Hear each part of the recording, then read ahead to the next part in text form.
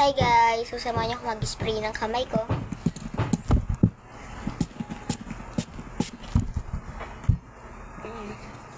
Mix. Sobrang bango niya. So, meron tayong dalawang photocard dito na parang tuyo na sila. Pero walang pink yan sa likod. Para silang cute. Lagay natin itong dalawa natin dumpling para malinisan natin sila. Ang hirap talaga buksan nito. Oh, yan na. Lumabas na siya, guys. Yan. Favorite dumpling ko itong kulay pink. Bibilak mamaya sa spool sa labas.